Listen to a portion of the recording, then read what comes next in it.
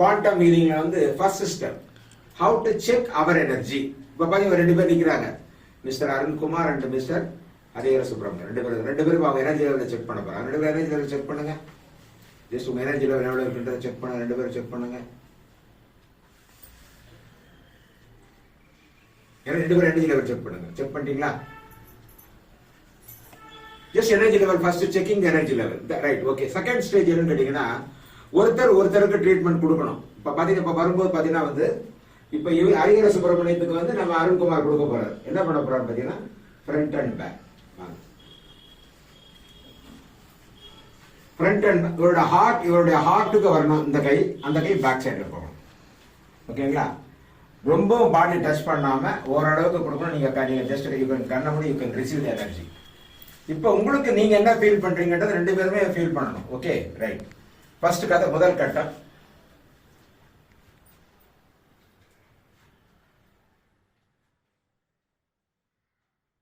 அந்த எனர்ஜியை இன்னும் கூட கிட்ட கூட கொண்டு போகலாம். உங்களுக்கு தெரியும் எவ்வளவு கொடுக்கணும் என்னன்றது உங்களுக்கு ஒரு ஃபீலிங் உங்களுக்கு தோண ஆரம்பிக்கும். புரியுதுங்களா? கண்ணை முடிக்கோங்க, ரெண்டு பேரும் கண்ணை முடிக்கோங்க. Now he is giving the energy to அருண்குமார், giving energy to Harihara Subramanian. Harihara Subramanian எவ்வளவு ரிசீவ் பண்றாரு அப்படின்றது அருணுக்கு தெரியும். ஹரிஹர சுப்ரமணியத்துக்கு தன்னால் எவ்வளவு எனர்ஜி வருதுன்றது அவருக்கு தெரியும். ரெண்டு பேருமே it is a feeling sensation தான், வேற ஒன்றும் கிடையாது. முதல் கட்டம்.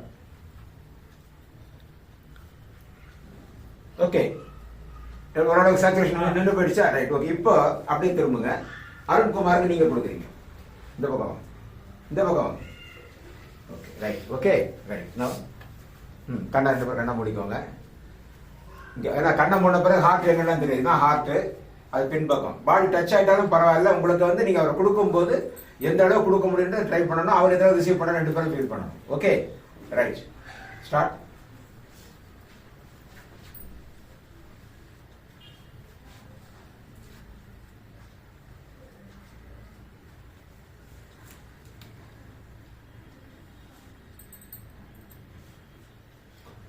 அந்த ரிசீவருக்கு வந்து அவருக்கும் தெரியும், கிவருக்கும் தெரியும். இவ்வளவுதான், இதுக்கு மேல என்ன இருக்குது?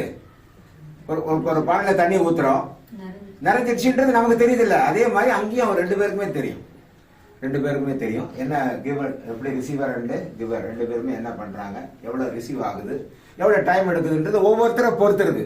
சில பாத்திரம் பெரிய பாத்திரம் தான் நம்ம நிறைக்கிறதுக்கு என்ன ஆகும், இட் வில் டேக் டைம். சிலது சின்ன பாத்திரம் வந்து என்ன ஆயிடும், கொஞ்சம் ஊத்துனோன்னு நிறைஞ்சிடும். அவ்வளவுதான்.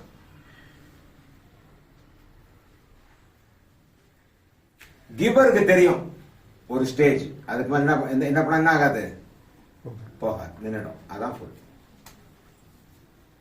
நம்ம மெடிடேட் பண்றோம். தட்ஸ் ஆல் சொல்றதுக்கு முன்னாடியே பாத்தீங்கன்னா நீங்க அந்த டிரான்ஸ்மிஷன் உங்கள்ட்ட இருந்து பிரேக் ஆயிடும். ஒரு பிரேக் ஆகும், கண்ணை முழிக்கலாமான்னு தோணும். தட்ஸ் ஆல் சொல்லுவார். ஏன்னு கேட்டீங்கன்னா he stopped the transmission. The preceptor has stopped the transmission. அந்த டிரான்ஸ்மிஷன் ஸ்டாப் பண்ணி கொஞ்ச நேரம் வெயிட் பண்ணும்போது என்ன ஆயிடும், உங்களுக்கு என்ன ஆயிடும்னா டிரான்ஸ்மிஷன் நின்றுச்சுன்றது உங்களால ஃபீல் பண்ண முடியும். அதே மாதிரி தான் இங்கேயும் அதே ஃபீலிங் நமக்கு என்ன வரும், இங்கே வர ஆரம்பிக்கும்.